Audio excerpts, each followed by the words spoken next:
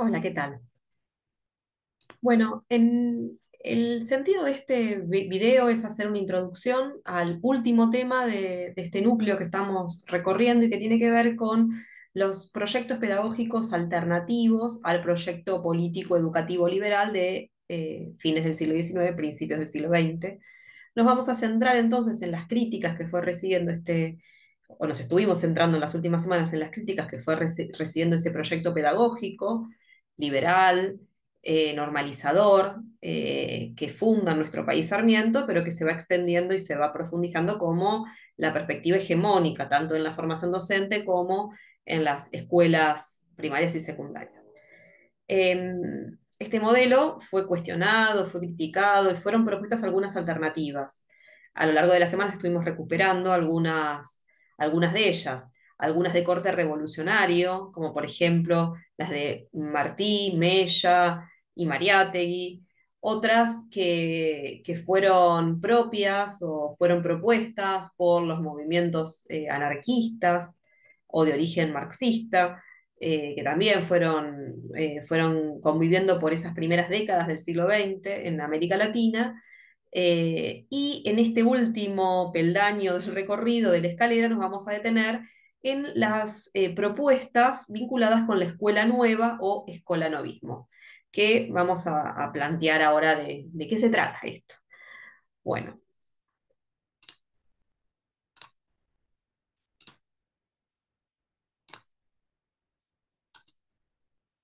a ver, acá está. Bueno.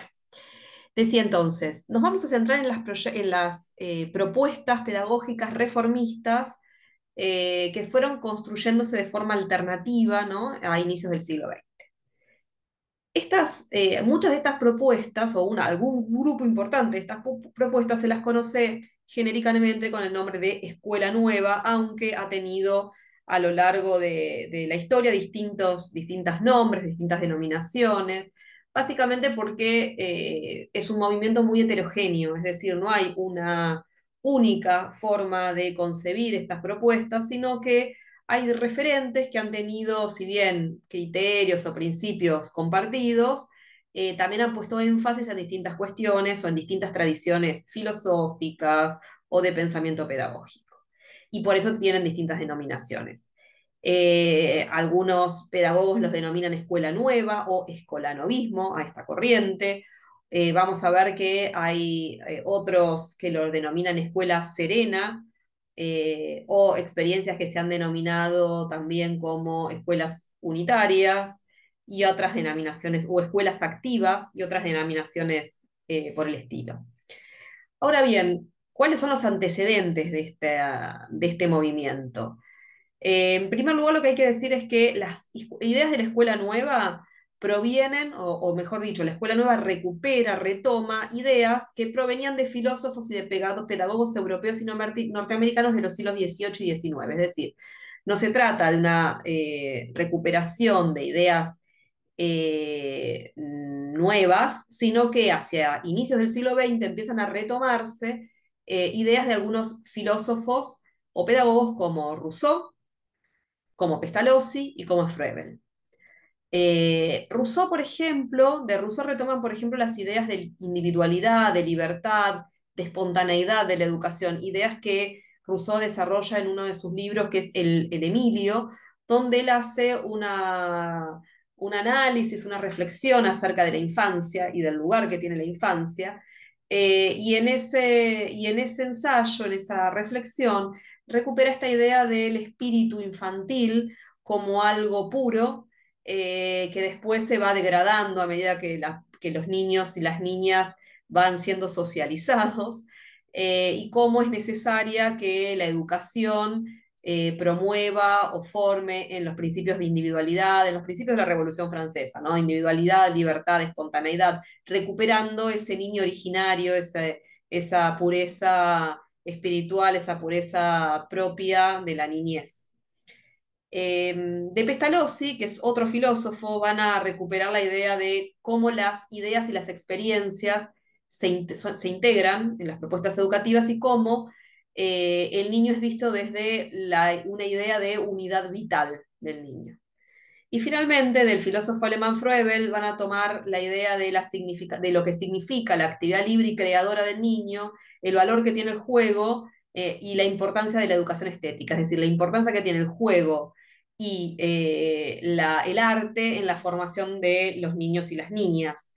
Vamos a ver que dentro de la línea de educadores que responden al proyecto de la escuela nueva, algunos van a enfatizar o van a recuperar más o menos algunos de estos antecedentes conceptuales, y en el caso, por ejemplo, de Froebel, es recuperado bastante o de manera bastante significativa en aquellas docentes que se dedicaron especialmente a inicios del siglo XX a pensar la educación inicial, es decir, la educación que se brindaba en los jardines de infantes, que son instituciones que fueron tomadas de un modelo alemán, el modelo alemán que se denominó Kindergarten.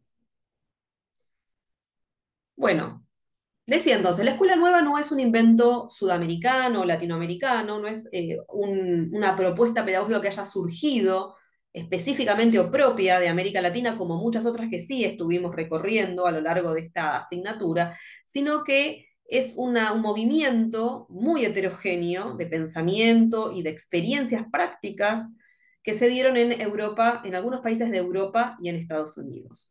Cuando digo experiencias prácticas es porque hay algunos de estos referentes que han hecho conceptualizaciones, reflexiones, han hecho aportes conceptuales para pensar esta propuesta de la escuela nueva, y otros que han desarrollado también o que han llevado estas ideas a la práctica a partir de la creación de instituciones en las que se trabajaba desde estos principios.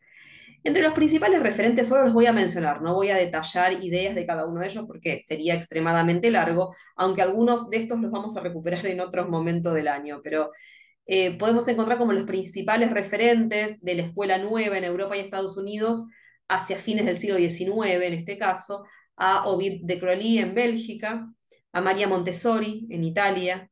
María Montessori que sobre todo fue pensando, digamos, su propuesta pedagógica en relación con la escuela nueva, a partir de su trabajo con niños con algunos tipos de discapacidad, es decir, ella se ocupó o le surge la inquietud de modificar el modo en que se trabajaba o del modo que se abordaba la enseñanza hegemónicamente en ese momento histórico, a partir de su experiencia de trabajo. Ella fue la primer médica recibida en la Universidad de Roma, la primera mujer médica residida en la Universidad de Roma, y trabajaba con niños con discapacidad. Entonces, eso es lo que la motiva, las características específicas de los niños que se salían de la norma, como se mencionaba en ese momento, es lo que a ella le hace pensar en otras formas de enseñar que no sean las estandarizadas y habituales para ese momento histórico. Otro referente importante que vamos a retomar más adelante cuando estemos trabajando con algunas perspectivas más desde de la segunda mitad del siglo XX es Celestin Freinet, que fue un pedagogo y un maestro rural francés que trabajó en un pueblo del campo, de la zona rural en Francia, un pequeño pueblo, y que introduce algunos elementos bastante disruptivos vinculados con los métodos de enseñanza. Y por último, podemos mencionar a John Dewey en Estados Unidos, un pedagogo que también se ocupó de pensar o de repensar los modos de enseñanza, los métodos de enseñanza en relación eh, con promover de la actividad de los estudiantes.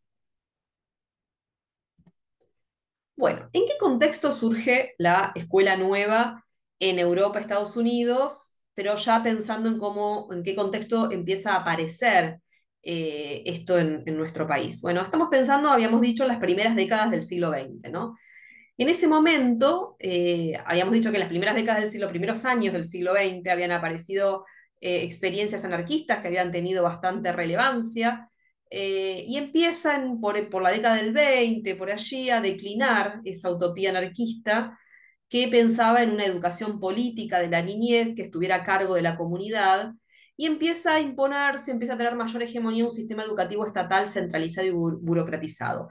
La semana pasada habíamos trabajado, habíamos abordado algunas experiencias anarquistas y habíamos visto cómo hacia la década del 10, del 20, sobre todo, los movimientos, digamos, en la realidad política en nuestro país en particular, y más aún luego del golpe de Estado de Irigoyen, digamos, las situaciones que se fueron dando con gobiernos conservadores que fueron reprimiendo salvajemente a los movimientos sindicales, anarquistas, socialistas, generaron la declinación, digamos, de esas experiencias educativas que fueron cerrando, se fueron desapareciendo. En paralelo a eso, el sistema educativo cada vez tuvo mayor hegemonía y estamos hablando de un sistema educativo estatal, o sea, todo lo opuesto a lo que querían los anarquistas, estatal, fuertemente centralizado y fuertemente burocratizado, con rutinas y normas que se repetían y se ejercitaban continuamente. A la par de esto, entre el 1914 y 1931 aproximadamente, en el Sudamérica se logró, sobre todo en nuestro país, se logra escolarizar a la mayoría de la población infantil. Alrededor de un 75% de la población infantil, de los niños y las niñas, van a la escuela, comienzan a ir a la escuela elemental, en ese momento así se denominaba, y se incorporan distintos sectores sociales a esa institución, es decir, que la educación primaria, lo que hoy conocemos como educación primaria, se vuelve masiva. Ahora bien, eso no significa que todos los niños y las niñas terminaban la primaria. Se empieza a registrar hacia la década entre 1914 y 1930 un abandono escolar muy alto, sobre todo a partir de cuarto grado. Esto se da en líneas generales en el mundo, pero en Sudamérica en particular, esto tiene una explicación además, y sobre todo en nuestro país, bastante clara, y que tiene que ver con que el mismo sistema, nuestro propio sistema educativo, estaba dividido entre escuelas infantiles, lo que hoy llamaríamos jardines de infantes, para los niños menores a 6 años, escuelas elementales y escuelas superiores. Las escuelas superiores tenían mayor cantidad de años de escolaridad. Las escuelas elementales a veces ofrecían escolaridad solo hasta el cuarto grado. Entonces lo que sucedía era que muchos niños al terminar en una escuela elemental, sobre todo los niños que se encontraban en el ámbito rural, en el campo, no tenían acceso a otras instituciones donde continuar mayor cantidad de años su escolaridad. Además, otra situación que es propia del contexto de surgimiento de la escuela nueva es que luego de la posguerra empiezan a aparecer, se empiezan a instalar discursos acerca de los derechos del niño y de la importancia y la valoración que se le empieza a dar al reconocimiento de la niñez como sujetos de derecho, particularmente con la Declaración de los Derechos del Niño en 1948. Em, También en ese momento histórico, hacia la década del 20, del 30, empieza a haber un gran apogeo de discursos de la psicología evolutiva, empieza a cobrar gran desarrollo la psicología evolutiva, que es aquella rama de la psicología que comienza a estudiar, con Piaget primero, y luego con otros psicólogos, empiezan a estudiar cómo van evolucionando los seres humanos a medida que pasa el tiempo y cómo van creciendo los niños, cuáles son sus distintas etapas del desarrollo, qué cosas pueden, qué capacidades tienen, qué cosas pueden hacer de determinadas edades.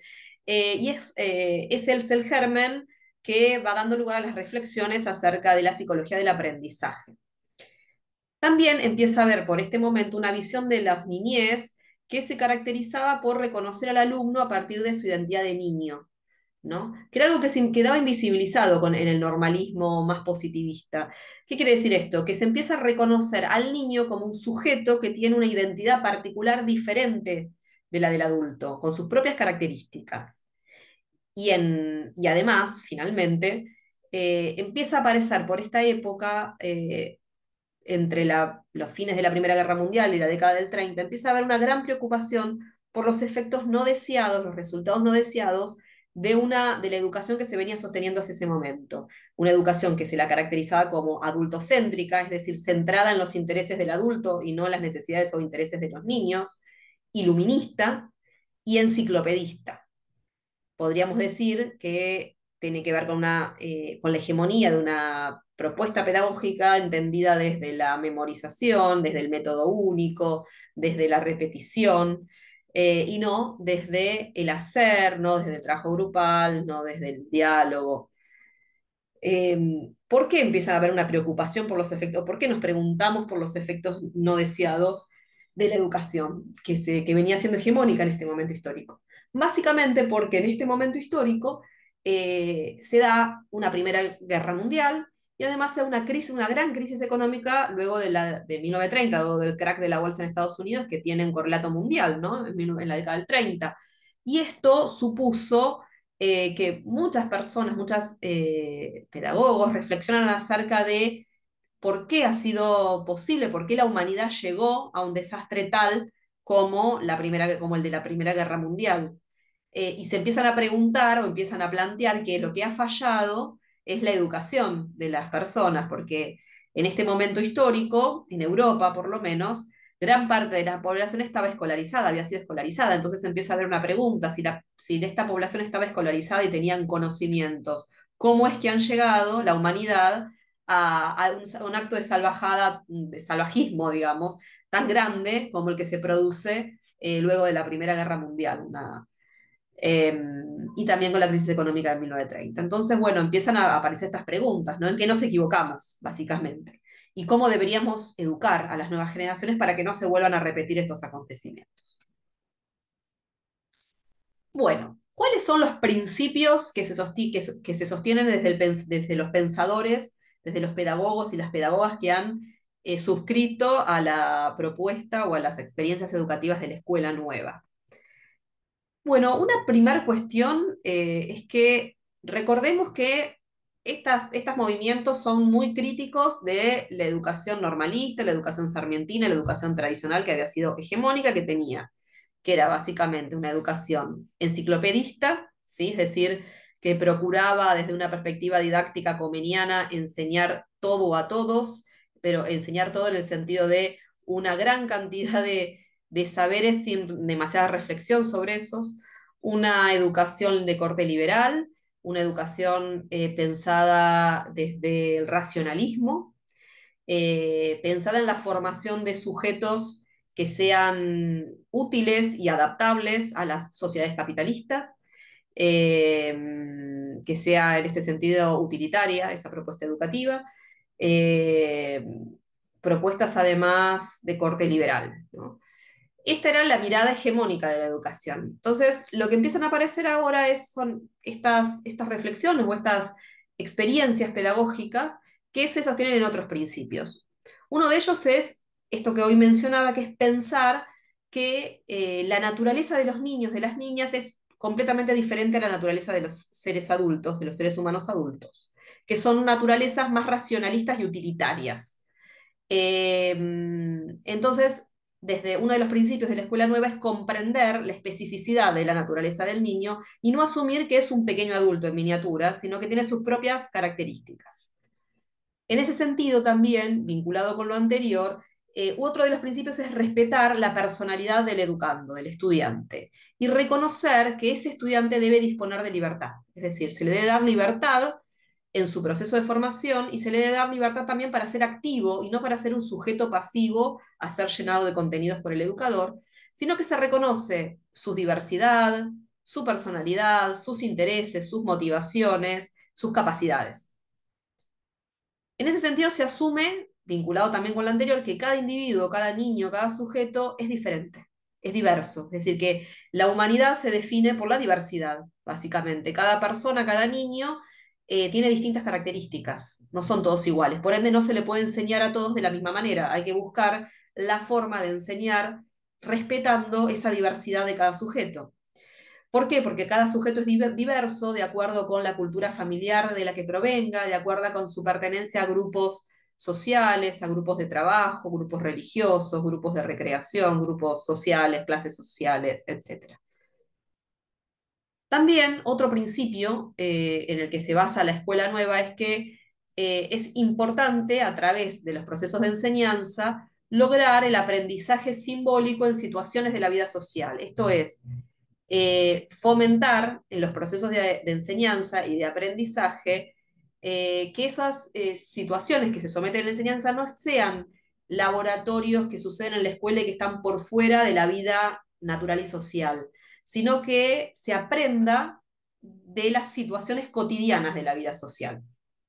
Y en ese sentido se plantea que es muy importante generar estrategias de aprendizaje, estrategias de enseñanza en realidad, que promuevan el aprendizaje por descubrimiento y experimentación. Esto es totalmente distinto de la propuesta de método único de transmisión de contenidos abstractos, repetitivos, memorísticos, que era el método hegemónico, digamos, la ejercitación, también la repetición como método de aprendizaje, y en cambio se busca que los niños y las niñas aprendan descubriendo, aprendan experimentando de la vida natural y social. Es decir, descubriendo el conocimiento y no a partir de una transmisión directa por parte del maestro. Y en ese sentido es que hay una crítica a la hegemonía del maestro y a la didáctica positivista que mencionamos hoy, digamos. Hay más bien una apuesta a que al vínculo entre maestro y estudiante.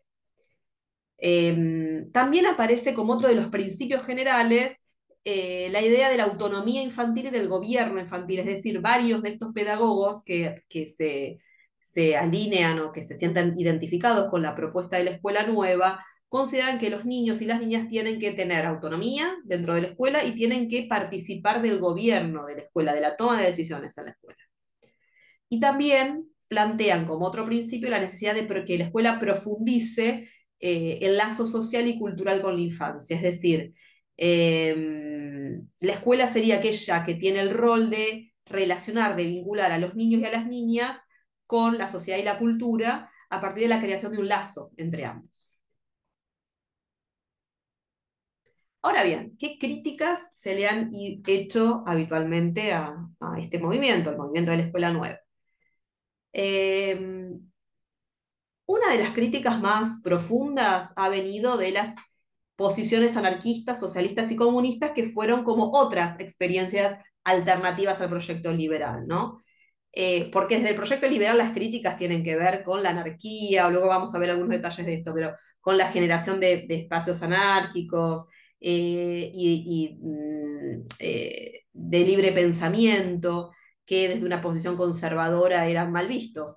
Pero desde los movimientos de izquierda vinculados con el anarquismo, con el socialismo, con el comunismo, también se le hicieron críticas a la escuela nueva, que tenían básicamente que ver con su carácter reformista. Es decir, lo que se considera es que muchos de los referentes de la escuela nueva, aunque no todos, y eso hay que decirlo también, pero algunos de ellos no realizaron en especial una lectura, un análisis del posicionamiento político que tiene todo proyecto educativo. Y al no hacer esa lectura, esa reflexión respecto de comprender que todo proyecto educativo tiene un posicionamiento político, esta propuesta de reformista de la escuela nueva se fue quedando a medio camino.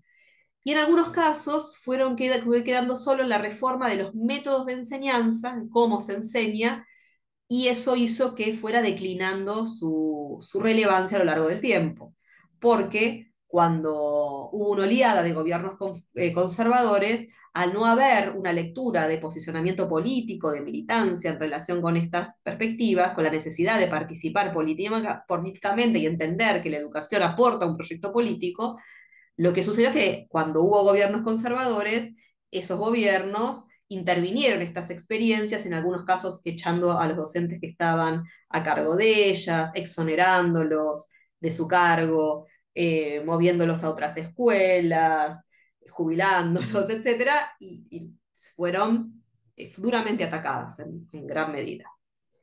Hay otra crítica que no está acá escrita, pero que la comento y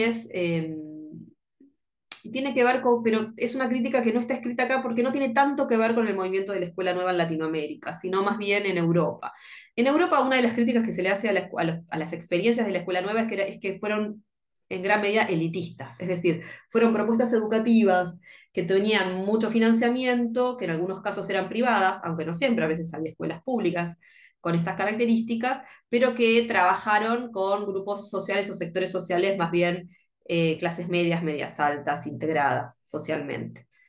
Esa crítica no la escribí acá porque en realidad no es tan fácilmente de adaptarla o de pensarla a la realidad de Latinoamérica, porque en Latinoamérica hubo algunas experiencias más elitistas, pero hubo otras que no. Ahora, más adelante vamos a ver algunas experiencias específicas en nuestro país que no tuvieron un corte elitista y que de hecho todo lo contrario, trabajaron fuertemente con los sectores populares.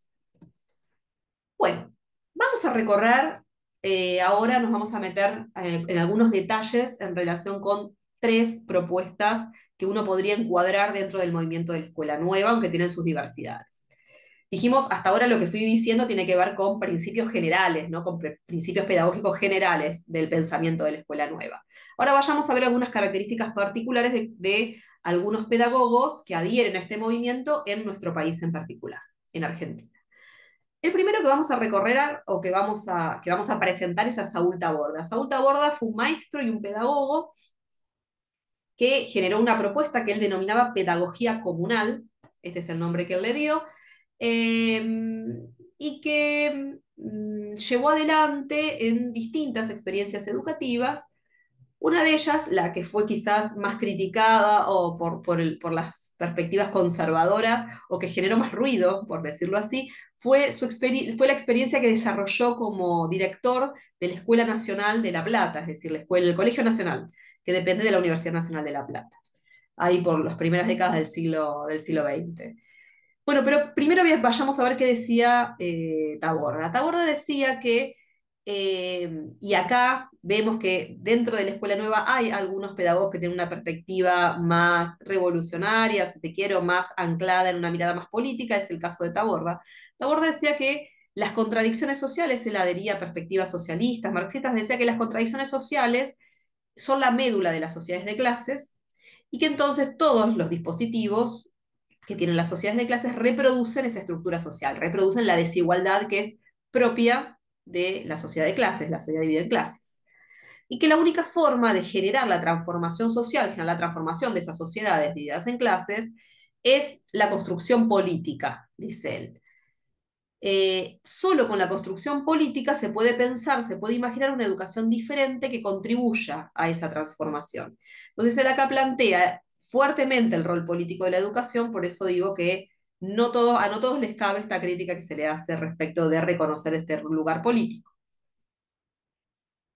Bueno, ¿qué es esto de la pedagogía comunal? Bueno, él denomina comunal a todas las experiencias educativas comunales, es decir, municipales, locales, comunitarias, podríamos decir hoy, que existieron antes del normalismo, antes de la imposición del normalismo como propuesta o proyecto pedagógico hegemónico y que esas experiencias educativas, culturales también, fueron explícitamente y a propósito soslayadas por Sarmiento y que han sido soslayadas por razones políticas, porque eran experiencias que no le servían a Sarmiento para llevar adelante su proyecto político pedagógico. Básicamente lo que va a plantear es que es muy relevante la recuperación, la construcción de una pedagogía comunal que retome, que recupere las características y la historia de esas experiencias educativas comunales. En ese sentido, plantea que los saberes que se ponen a circular o que deberían ponerse a circular en la escuela no deberían ser saberes enciclopedistas, porque esos saberes que hoy, dice él, están incluidos hoy a principios del siglo XX, ¿no? Que hoy están incluidos en los programas y en los diseños curriculares oficiales que generan los gobiernos, responden, dice él, a ideologías capitalistas que refuerzan el individualismo, el utilitarismo, la utilidad y la ganancia, la maximización de la ganancia. Esos saberes que hoy están en los programas oficiales refuerzan estas características. En cambio, él dice que los saberes que deben trabajarse, abordarse en la escuela tienen que ser otros saberes, saberes que provengan de las culturas comunales, es decir, las culturas populares, podríamos decir, las culturas populares que en gran medida tienen desarrollos por fuera de las instituciones educativas, en ese momento histórico al menos.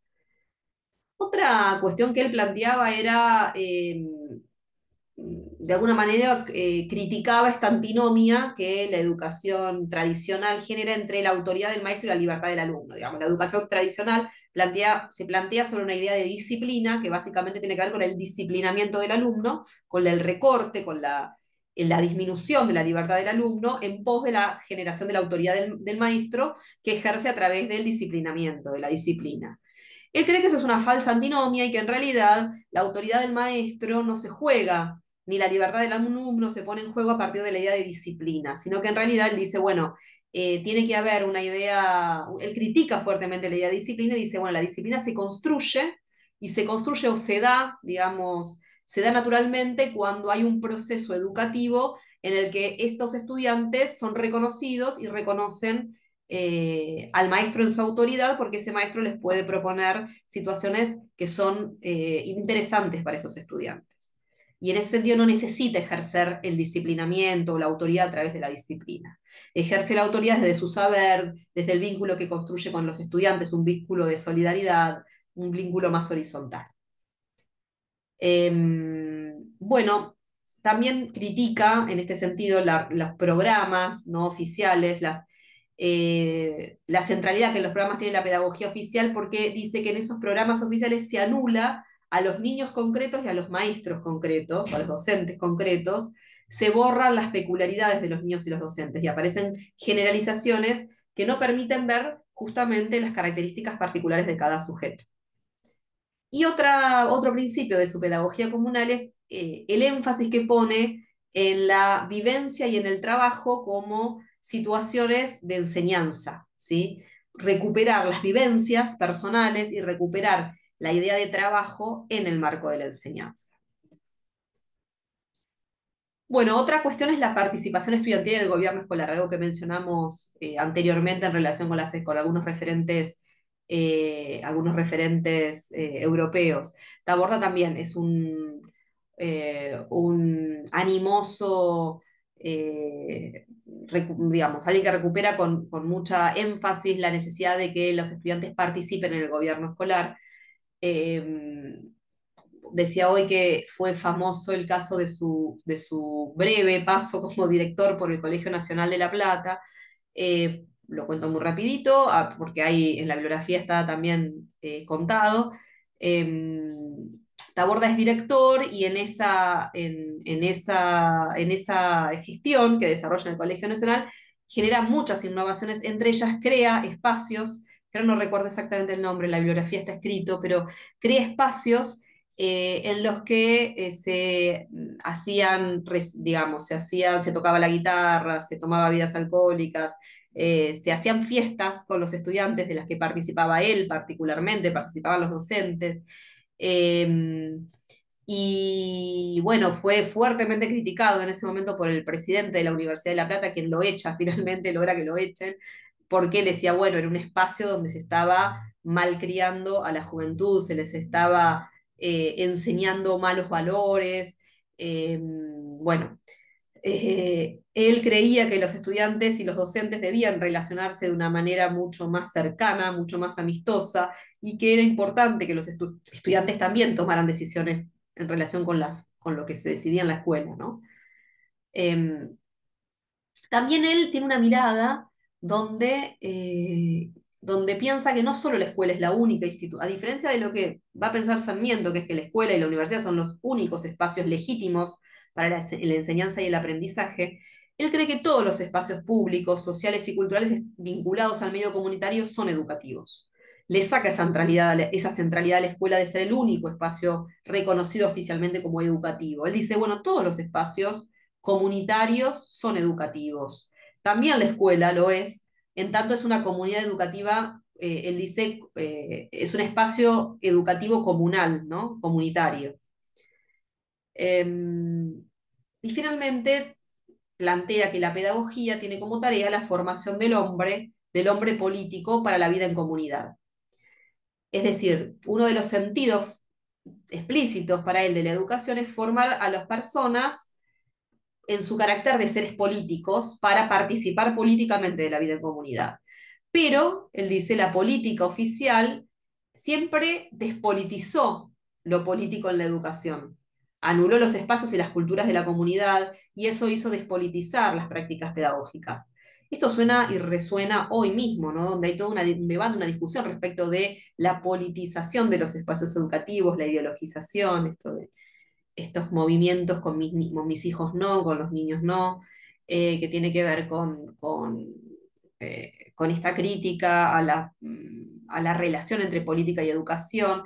Y para Taborda esto era justamente una de las cuestiones que le criticaba a la pedagogía oficial. Decía, se despolitizan estos espacios cuando en realidad son espacios fuertemente políticos.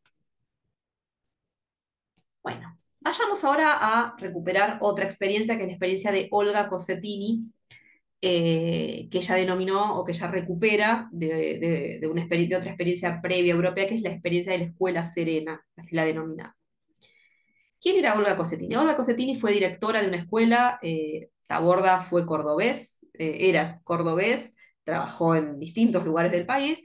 Olga Cossetini, santafesina, trabajó de Rafaela, pero se formó en la escuela normal de Rafaela, pero trabajó fuertemente en una escuela primaria, perdón, en Rosario, en un barrio, el barrio Alberdi, que era un barrio de donde existían sectores populares de la ciudad de Rosario, es decir, trabajaba fuertemente con los sectores populares.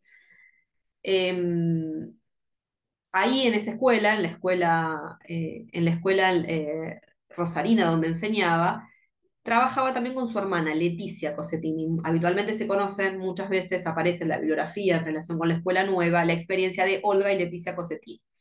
Si bien Olga fue la que mayor reflexión pedagógica ha desarrollado, porque es autora de varios libros, su trabajo siempre lo realizó en articulación o durante 15 años trabajó en conjunto en esta escuela de Rosario con su hermana Leticia. La experiencia de la escuela de Rosario de las hermanas Cossetini se sostuvo entre 1935 y 1950, año en que ella es exonerada del cargo, es sacada de la dirección, por diferencias políticas con el ministro de Educación de ese momento de Santa Fe.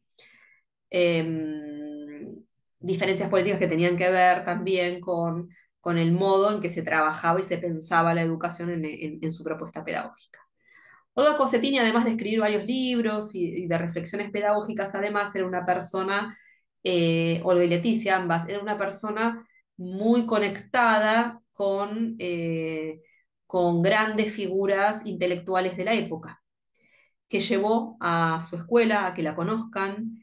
Doy algunos ejemplos. Javier Villafañe, el titiritero, escritor de varios libros argentino. También el autor de Platero y yo, Juan Ramón Jiménez, eran amigos personales, lo lleva a que conozca la escuela. Gabriela Mistral, la poetisa, también. Y así muchas referentes intelectuales, muchos referentes también en ese momento de el republicanismo español, el antifascismo español, eh, visitan la escuela y la experiencia de Olga en Rosario. Bueno, ¿cuáles son las particularidades de la Escuela Serena de Olga Cossetini? Bueno, ella concebía la educación como, decía, una compenetración de almas, es decir, es una perspectiva espiritualista, la de ella, donde piensa que docente y alumno, docente y estudiante se deben entender como una unidad espiritual. Y de esa unidad espiritual, dice ella, nace y se forma la cultura.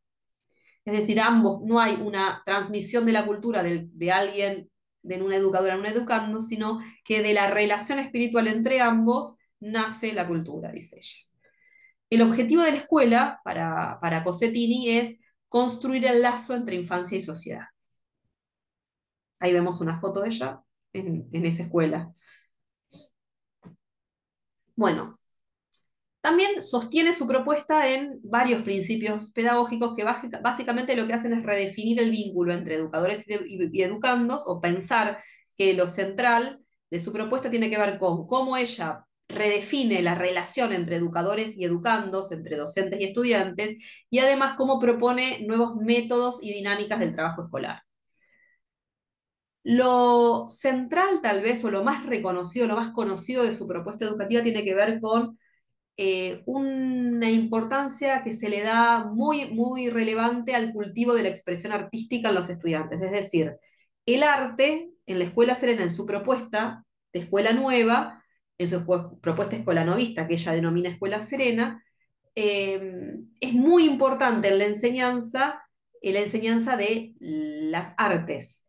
Trabaja muchísimo con el teatro, con la música, no solo con que puedan ver teatro, que puedan escuchar música, que puedan pintar, que puedan ver obras de plástica los estudiantes y las estudiantes, sino que puedan producirlas, que puedan hacer obras de teatro, que puedan bailar, que puedan aprender a tocar instrumentos, que puedan aprender a pintar. El arte es una de las estrategias didácticas centrales de la Escuela Serena de Cossetini. Otro principio es el conocimiento del medio social y natural, es decir, se empieza a dar, se empieza a dar en su propuesta pedagógica cuestiones que tienen que ver con salir de las aulas, con ir al campo. En ese momento ellas están en un barrio popular de las afueras de Rosario, es decir, no es tan urbano el lugar. Entonces, ir al medio social, ir al medio natural, salir del aula, poder estar en contacto con la naturaleza y aprender de la mirada sobre la naturaleza. Mirar, ella decía, bueno, mirar los insectos, mirar las flores, mirar las plantas, analizarlas, aprender del contacto con la naturaleza y con el medio natural y social también. También proponía la flexibilidad horaria, es decir, eran escuelas donde no había un cronograma horario muy fijo, sino que había flexibilidad en la organización horaria y también se trabajaba mucho grupalmente, es decir, algo que no se utilizaba en esa época en la pedagogía oficial, que tenía que ver con el trabajo en grupo, ella lo introduce también en su propuesta pedagógica. También el trabajo con el material natural, material recolectado de la naturaleza y también materiales que elaboran los niños.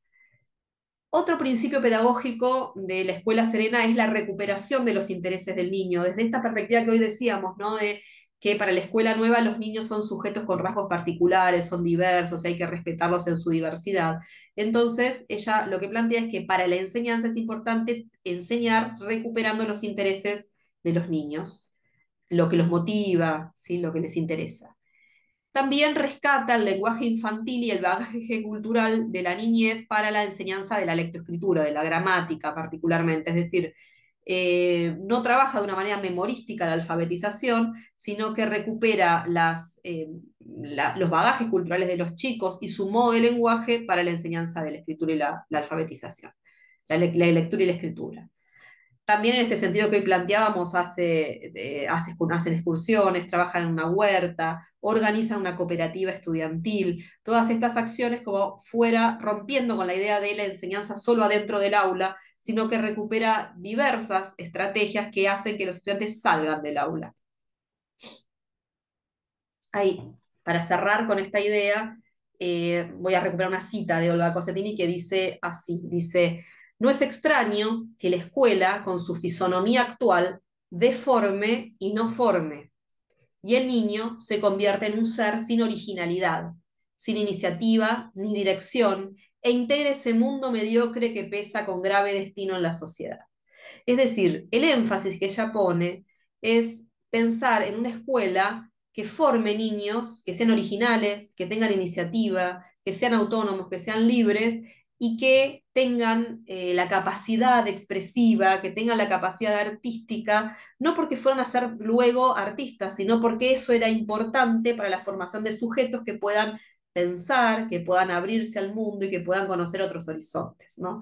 De manera que formen en el futuro o que vayan trabajando en la formación de sociedades menos mediocres, más creativas, más abiertas, más libres.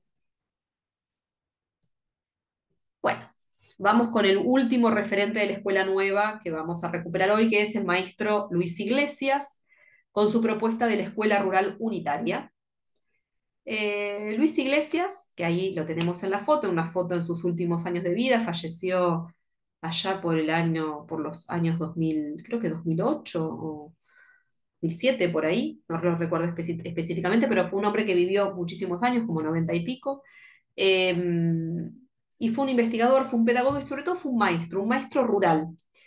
Él desarrolla su perspectiva, él plantea que desarrolla fuertemente su perspectiva a partir de una experiencia. Él tuvo varias experiencias a lo largo de su vida, también fue inspector de escuelas en el último tramo de su vida laboral como docente, pero su principal experiencia, la que él dice que lo motiva a pensar su propuesta pedagógica, es la experiencia que él desarrolla hacia la década de los 40 y los 50, digamos, en la escuela número 11 de Tristán Suárez, el que corresponde, Tristán Suárez es una localidad del partido de Esteban Echeverría, pero que en ese momento era una escuela rural, una escuela que está en el medio del campo. Y él es maestro y director, porque es maestro de una escuela rural unitaria. ¿Qué es una escuela rural unitaria? Es una escuela a la que asisten niños en el campo, a la que asisten niños que viven en el campo, y por ende es una escuela no graduada. Las escuelas rurales unitarias son escuelas donde hay un único maestro que tiene a su cargo un grupo de estudiantes de distintas edades y que están en distintos grados, en distintos años de la escuela primaria, y que trabaja juntos en grupo con todos ellos. Esa es la característica de lo que hoy se llama multigrado, ¿no? Eh, bueno, Luis Iglesias trabaja en una escuela rural unitaria con estas características, es el único maestro de esa escuela, maestro y director al mismo tiempo, ¿no? Y, bueno, ¿qué dice él? Él critica, una de las premisas de su propuesta educativa es una fuerte crítica que hace a la noción de método único, estándar y universal, del método de enseñanza tradicional, ¿no? Memorístico, repetitivo, transmisión de contenidos del docente que sabe al alumno que no sabe, como hoy decíamos, que se entiende como un método único a implementar universalmente. Él, en cambio, habla de técnicas, ¿no? Y en esas técnicas, él dice, se une el saber y el hacer. Le pone mucha relevancia, igual que veíamos otros pedagogos de esta corriente, a la importancia de aprender no solo conocimientos conceptuales, sino la capacidad de hacer también, de relacionar el saber con el hacer. Él desarrolla algo que él denomina la didáctica de la libre expresión. ¿Qué es la didáctica de la libre expresión? Bueno, él es básicamente una propuesta didáctica que él desarrolla y que sistematiza después en dos libros. Uno, el más conocido de ellos, donde describe este método o estas estrategias y lo reflexiona sobre esta experiencia, se llama La Escuela Rural Unitaria, justamente, pero hay otros, que Vientos de Estrellas es uno de ellos, bueno, hay varios, tiene varios libros, pero básicamente la didáctica de la libre expresión tiene que ver con cómo se enseña, sobre todo cómo se alfabetiza en una escuela rural, a niños a partir de fomentar la libre expresión de los niños. Pensemos que en ese momento el método de enseñanza para la lectura y la escritura era muy estructurado, ¿no? Aprendemos las letras, después las vocales, las consonantes, las juntamos y aprendemos las sílabas, y con las sílabas formamos palabras y las repetimos, ¿sí?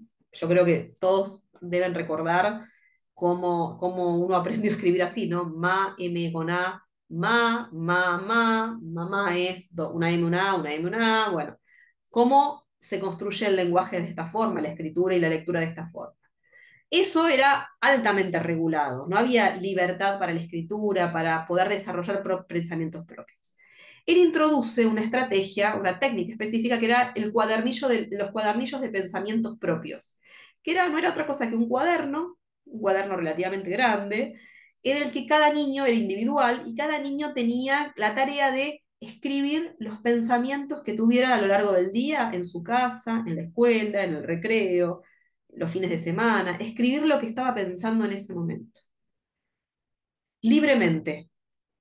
Esos cuadernillos de pensamientos propios, eso que escribían ese estudiante individualmente, después él lo leía, él les hacía devoluciones y después los llevaba a un debate grupal. Se leían fragmentos de esos cuadernillos de pensamientos propios y se discutía lo que cada estudiante se debatía, lo que esos estudiantes escribían, los temas que llevaban eran los disparadores que luego se sometían a debate grupal en las clases. A partir de esos cuadernillos de pensamientos propios, se iba generando una revista mural permanente, se recuperaban algunos de esos relatos para escribir revistas murales, ¿no? En la pared de la escuela, que eran permanentes. Y también libros gigantes anuales. Una vez al año se editaban libros gigantes, libros enormes, con los pensamientos de los estudiantes ya más finalizados, digo, no en bruto, sino ya debatidos grupalmente, corregidos. Él también transcribía pedazos de lo que escribían los alumnos, lo corregían a ver si estaba bien o mal escrito, cómo estaba escrito, qué había querido decir, si estaban de acuerdo con lo que ahí se decía, si no. Bueno, todas esas cuestiones eran como disparadores para trabajar distintos temas. Y también, además de las revistas murales, de los libros gigantes, trabajaban con exposiciones públicas. Los estudiantes exponían eso que habían hecho, algo que era bastante raro también por la época, no era una propuesta muy habitual. También tenían intercambio de correspondencia con otros estudiantes de otras escuelas del país. También hacían prácticas de periodismo escolar, eran corresponsales de su pueblo y se intercambiaban noticias en tanto corresponsales con otros niños que estaban en otras escuelas de otros lugares del país, que también adherían a esta perspectiva de la escuela nueva. Él, básicamente, estas cuestiones las desarrolla sobre un principio, que es el principio de escribir para ser leído, que es un principio que él toma de un pedagogo francés que mencioné yo al inicio como uno de los principales referentes de la escuela nueva, que es Celestine Freinet. Voy a contar muy brevemente para que se entienda la historia de Freinet. Freinet, a quien vamos a ver más adelante cuando estemos trabajando con las perspectivas pedagógicas de la segunda mitad del siglo XX, porque es recuperado por algunos autores de ese momento histórico también. Freinet desarrolla una propuesta de periodismo escolar, ¿sí? Que él lo llamó en ese momento, década del 20, en Francia, que es cuando él desarrolla su propuesta, lo llama periódico escolar o imprenta. Él compra una pequeña imprenta y genera una propuesta donde la propuesta de enseñanza de todos los temas, de todas las áreas disciplinares, se hacen a partir de la construcción de un periódico escolar. La introducción de un medio de comunicación que era novedoso en ese momento como el periódico escolar. Por ejemplo, si se trabajaba un tema que tenía que ver con operaciones matemáticas, todos los temas él los iba relacionando con los saberes que tenía que abordar desde las distintas disciplinas. Una encuesta, por ejemplo, desde los saberes matemáticos, una investigación sobre la contaminación que había en el arroyo en ese momento, una investigación que desarrollaban los alumnos entrevistando a vecinos de la comunidad o de la ciudad en la que vivían. Eh, Todo va enganchando todos los temas que va abordando a partir de la construcción del periódico escolar. Los estudiantes investigan esos temas, escriben y escriben el periódico. Esto estaba basado en un principio que Freinet llamaba escribir para ser leído y que tenía que ver con pensar que cuando en la escuela los alumnos escriben en el cuaderno, escriben solo para que le corrija el maestro, le diga si está bien o mal. Y que en realidad los estudiantes aprenden mejor cuando tienen la obligación de comunicar eso que aprendieron a un otro, a una persona externa a esa situación.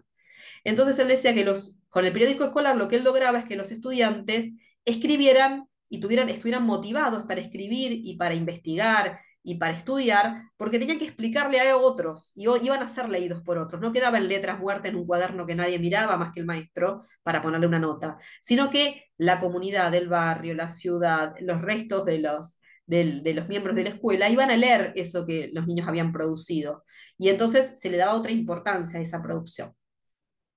Esta idea la toma Luis Iglesias a partir de estas estrategias de cuadernillo de pensamientos propios, revistas, libros que construye con los estudiantes. De hecho, hay un libro bastante conocido del que se llama Viento de Estrellas, que es una recopilación de textos de sus estudiantes, de textos y de dibujos de sus estudiantes, donde él va reflexionando sobre lo que ellos van aprendiendo a partir de lo que van escribiendo en sus cuadernillos de pensamientos propios.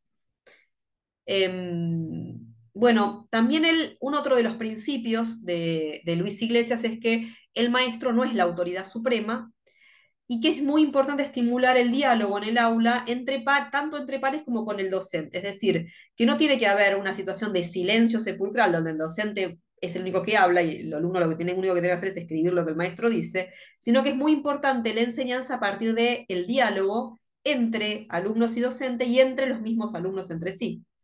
Por eso, otro de los principios tiene que ver, y que tiene que ver con esto, con la participación activa de las niñas y los niños en el aprendizaje y la colaboración entre pares diversos. Esto es muy importante porque, igual que Olga Cosentini, trabajan con la idea de trabajo grupal, con la colaboración entre pares. Pensemos que él estaba en una escuela rural unitaria, es decir, había niños con características muy diversas, distintas edades, distintos niveles de avance en la escolaridad, distintos años en los que estaban cursando, distintos temas que tenían que abordar. Y justamente uno de los principios que él encuentra en esto, él dice, esto es habitualmente visto como un problema para el maestro. ¿Cómo hago para enseñarle a chicos distintos, con distintas edades? En la pedagogía oficial, tradicional, eso es un problema. Él dice, es todo lo contrario, eso es una gran ventaja, porque eso permite que pares, sujetos, estudiantes que son muy distintos entre sí, puedan colaborar entre sí, ayudarse, y cada uno desde su perspectiva y desde lo que sabe puede aportar un granito de arena diferente a eso que se está estudiando en ese momento.